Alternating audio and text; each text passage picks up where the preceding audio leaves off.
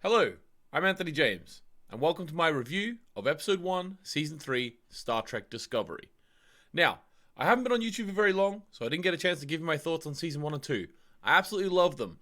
I'm not a real Trekkie, so sorry if you are a Trekkie, but I'm not a Trekkie, I'm not a classic Trekkie anyway. I do love Star Trek. I never watched the full original series, but I love the sort of new stuff. I watched Next Generation growing up, so it's definitely something that I'm very interested in. My family always leaned towards Star Wars. Sorry about that if that offends you, but Discovery is a show that I've really got into. I know it sort of ruffled a few feathers with some classic Trekkies, I think, because they did start sort of messing around with the timeline. So what did they do? They just went, you know what? Let's just throw them 1,000 years into the future. They can't mess up any timelines there. So that's what they've done. So this is going to be a weekly thing every Friday. It's coming out every Friday, so I'm going to do a little 10-15 minute video breaking down the episode and talking about it. So the first episode is called That Hope Is You, and it's actually That Hope Is You Part 1. So I assume next week's going to be Part 2, and I would imagine that at the end of this sort of two-part or maybe three-part series of episodes, I would imagine what they do is sort of reveal to us where the Discovery is, because that is a big mystery in this episode. Where is the Discovery? And I've got a theory on that. So I'm going to give you my theory at the end. Before we do that, though, make sure you subscribe to the channel, like the video. It would really help me out. Thank you very much. Every Friday, back for more breakdowns. I've also got a load of other stuff on the channel, but you can go and check that out yourself if you want to. Okay, guys, so the first thing is we get a new character. Well, we've never seen him before. When you first see him, you don't know if he's going to be a big character, but he's waking up. There's a bird. Let's see if I can show it to you here. There's a bird. There it is there with a time on it. So the alarm clock. And originally when it first popped up, and I thought to myself, whoa, this is actually cool. Because they're so far in the future, they're going to have technology that we haven't really seen before, which is something I really liked what they did.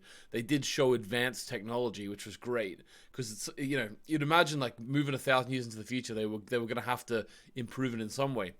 So the bird, I honestly thought it was like a genetically manipulated bird or something to have a clock inside it or something like that. But no, it was just a hologram. So then it goes away. The bed and the desk materialize and dematerialize out of nothing, which I thought was really cool. And this man seems to be searching for signals. He's got sort of paraphernalia, or he's got like a box with like the Starfleet logo on it. So you'd imagine he's going to be part of Starfleet in some way, but we weren't sure at the start. We find out later he actually is, but well, technically not actually. But it was an intriguing way to start the series for sure, because we were all expecting to see Michael Burnham and the crew of the Discovery going through the wormhole. But we got this new character, which was really cool, and searching for signals. That obviously comes up a bit more later in the episode too. So then we get another new character, and this character we eventually learn is called Book. Or Cleveland Booker. And straight away, Booker really sort of spoke to me as a Han Solo type character. Sort of on the run, sort of really seems to be a really good pilot. I don't know. Maybe let me know if you got those vibes as well. Real Han Solo type character. And there's a few different instances of that as we go forward as well. Like a real rogue, just a real cool character. And he's having a chase. There was a few things that came out. Like he's a courier. He stole what he was hauling from his like sort of superior who's put him onto this hauling thing. Another thing which was really cool here is that they showed the futuristic sort of controls of his ship. And it was like he put his hand down and then a load of stuff would come up. It reminded me a lot of one of those, I don't know what you call them, but it's one of those like little like the children's toy with all the different metal rods, and you put your hand on it, and then at the back you can see your hand, but it's all little metal rods. That's what the design of it reminded me of. But it interacts with your hand when you go down. It was really cool. And because it's been so long since I watched season 2, in my mind, when I started watching this, I was almost not ready for the futuristic stuff, like really far in the future stuff. Having said that, I really liked it, and I want to see more of that. So then we have Michael Burnham finally getting to finally getting onto the planet. She's falling down. I think she was sort of, telling her suit to brace for impact and, give me shields and all that sort of thing. She actually had a collision, I don't know if it was a full-on collision or a near collision, which made them go off course. I think it was a collision though, with Book's ship, and that caused him to go and crash land as well, which obviously didn't get them off on the right foot. But it's interesting. I also think she sent her ship back through the wormhole to send a signal, and then she had it explode. Now she did celebrate because I think that it did pick up the life forms within the Discovery on the way through the wormhole. So I think she clocked them when they were still in the wormhole. But as we learn later on, there are some questions. Not where are they? The question is when. So when are they? Are they 1,000 years in the future? Are they gonna pop up in the future? Load of questions. So I'm really interested to find out. That's one of my main theories about like where the Discovery is. So stick around for that. Yeah. So if I got that wrong as well, let me know. I'm pretty sure she sent the ship back through the wormhole to self-destruct. So let me know. Now, another reason why Booker is like Han Solo to me. Well, he's got a furry companion. Hey. So he's got a furry companion. We later find out that he's actually we find out that he's like a what do you call it? He wants to preserve the life of the endangered species. So he's a I can't remember what the word for it is. Let me know in the comments. What's someone who does that? I can't remember. But anyway, he wants to preserve the life, and that sort of plays into the story a lot later on. And I imagine then that this cat is actually he has it because maybe cats are endangered at this point as well. So that's really cool. There was also a fight between him and Michael Burnham didn't get along on the right foot because of the crash. There's a lot of secrecy around Book. It took him a long time. It seems like he doesn't trust many people, and it took him a long time to tell Michael his name.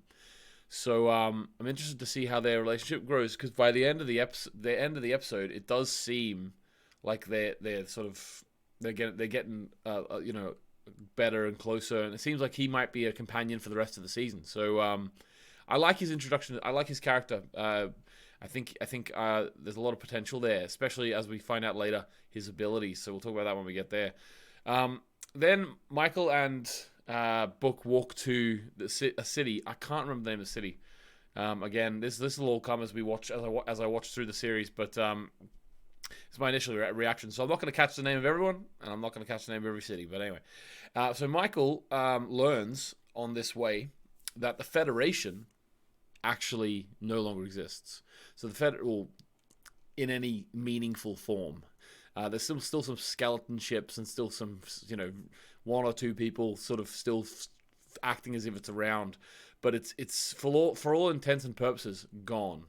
And this really hit her hard because obviously she's lived her whole life, her whole adult life in the Federation, and she believes in the mission of the Federation. So to hear it's gone, it really hit her hard, and I felt a lot of empathy for her at that moment because she's in this distant future. All of her friends on her crewmates on the Discovery, she has no idea where they are. She has no idea where her ship is.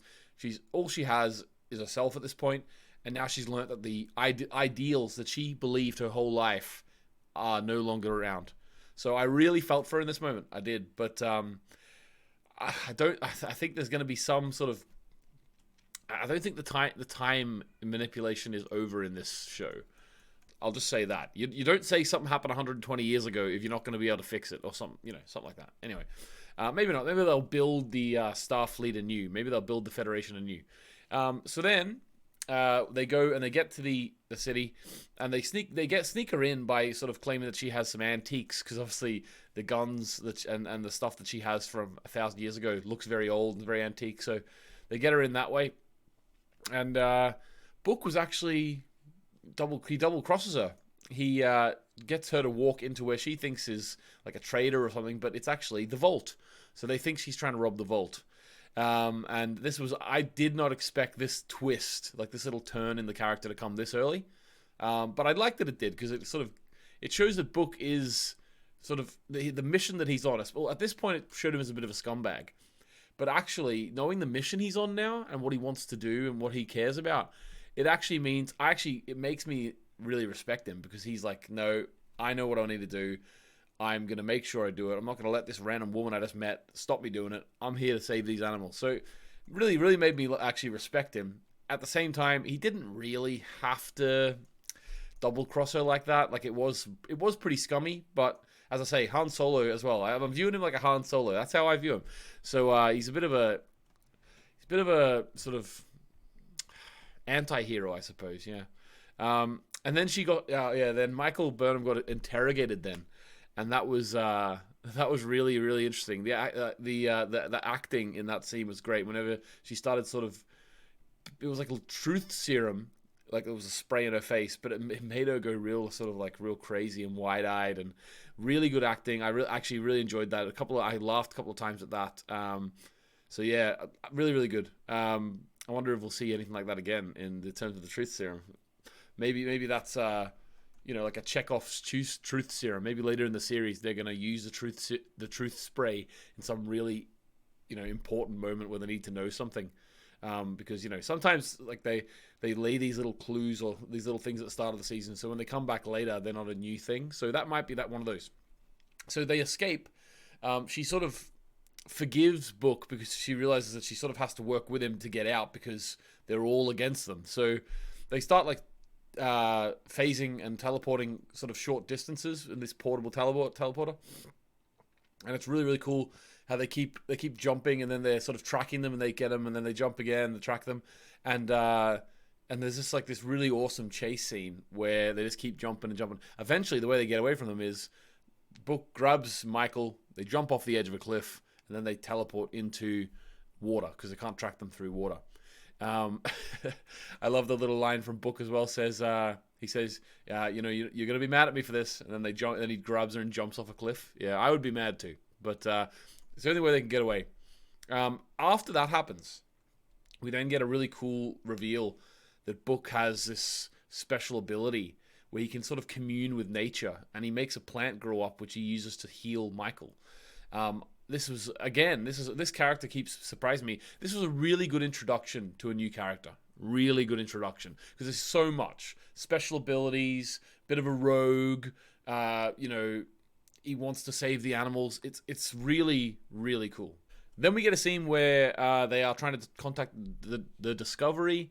It doesn't go very well. The Discovery is not answering, to Michael Burnham's dismay, and Book actually guesses that Michael is a time traveler. I suppose it probably wasn't that hard, considering she had such perfect condition, 1,000-year-old guns, and she was talking like she didn't know any of the history of that time. So I suppose it makes sense that he would guess.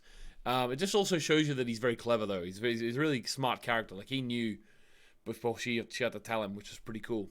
So then we get a cool scene where we've got a. There was like this real this is what he was hauling. So I think that this was like they sort of, through dialogue, I was able to pick up that this is like a delicacy, this particular type of animal, some type of worm. I'm not sure. I can't remember what you call it, but it's like a delicacy. So they said no, it needs to be eaten fresh. So they wanted to keep it alive, and he was stealing it because obviously we know that he wants to get it back to a sanctuary because he wants to save the endangered animals. And it sort of listens to him because he can commune with nature. So he made it eat all the people. And then, again, there was a lot of unexpected things happening in this episode. It then eats Michael Burnham. And then he's able to get it to spit her out again. But load of cool stuff. This is a really good opening episode to a season, in my opinion. Like the fact that they were going so far into the future, like this series, in my opinion, really could have suffered. It really could have failed because they had to change. It's changing an awful lot. It didn't necessarily feel like a Star Trek episode.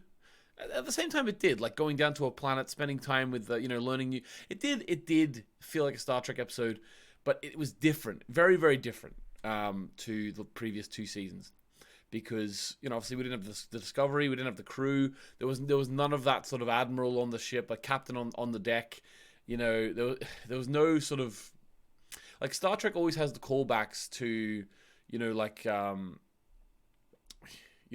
British Empire, tall ships, because you've got like the captain, you've got the first mate, you've got all the people, like the navigator, you've got all the people like on the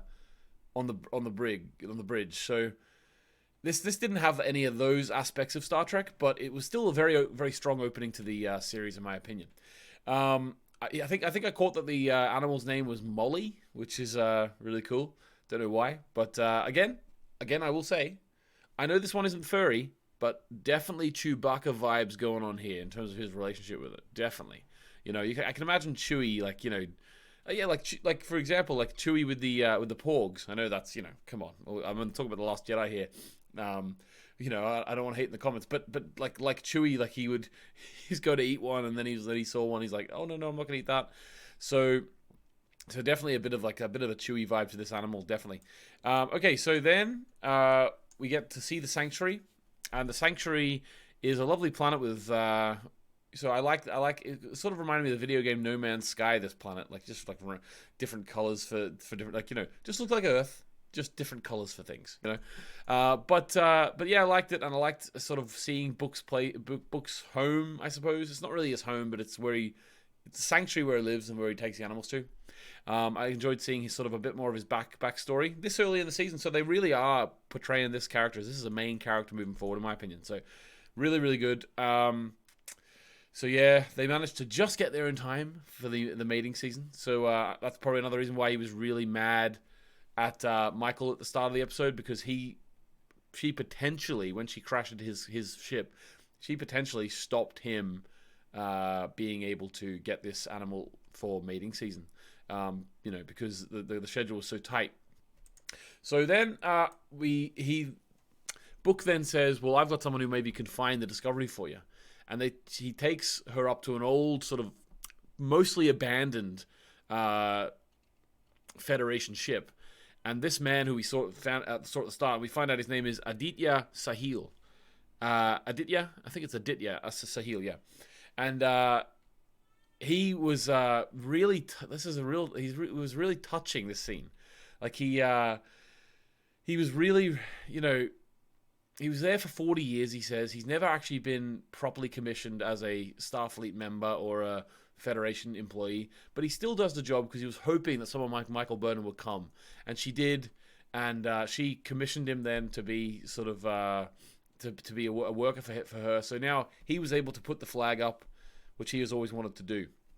I think that this is really cool, and it's a nice bit of emotional, work at the end of the episode to sort of, I don't know, just to get us all to really sink in and reflect, like, this is the world we're in now. Federation's pretty much gone. Michael's like a fish out of water here. She's completely cut off from everyone she's ever known. And I like this. I like the, like, sort of somber but uplifting end to the episode. Okay, so that was episode 1 of season 3 of Star Trek Discovery. I really enjoyed it. Let me know what you guys thought. Before I go, I want to give a prediction.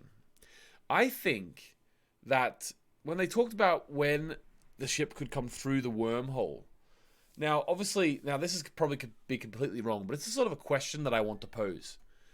What happened 120 years ago when the Federation sort of pretty much disbanded because of all of the dilithium exploded, or whatever Book said? Could that have something to do with the wormhole? First of all, that's my first prediction. It has something to do with them traveling through time. That's my first prediction. Second prediction is, could the Discovery actually be in the past? Is that possible?